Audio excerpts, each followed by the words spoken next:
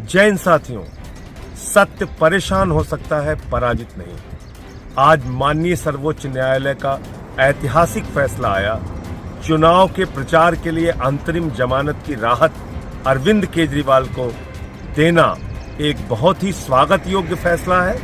हम सब लोग इसका स्वागत करते हैं और अब पूरे देश में एक सकारात्मक वातावरण बनेगा।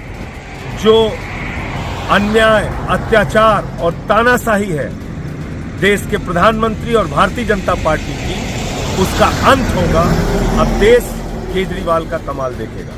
चुनावी घमासान के बीच दिल्ली के सीएम अरविंद केजरीवाल के लिए अच्छी खबर है। दिल्ली एक्साइज कृषि घोटाले से जुड़े मनी लॉन्ड्रिंग केस में ईडी की जांच का सामना कर रहे केजरीवाल को सुप्रीम कोर्ट ने 1 जून तक के लिए अंतरिम जमानत दे दी है।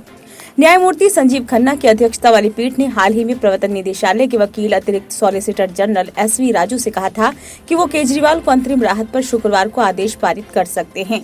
केजरीवाल को दिल्ली उत्पाद शुल्क नीति 2021-22 में कथित अनियमितताओं से संबंधित मनी लॉन्ड्रिंग जांच के सिलसिले में 21 मार्च को ईडी ने गिरफ्तार किया था।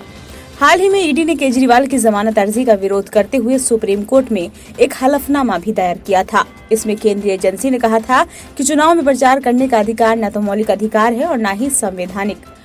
वहीं ईडी के हलफनामे पर केजरीवाल की लीगल टीम ने कड़ी आपत्ति जताई थी। हालांकि ईडी की सभी दलीलों को दरकिनार करते हुए अदालत ने केजरीवाल को अंतरिम जमानत दे दी।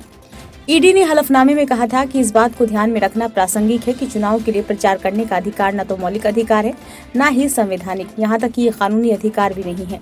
उपरोक्त तथ्यात्मक और कानूनी दलीलों के मद्देनजर अंतरिम जमानत के आग्रह को खारिज कर दिया जाना चाहिए, क्योंकि ये कानून के स्थापित सिद्धांतों के विपरीत होगा, जो संविधान की मूल विशेषता है।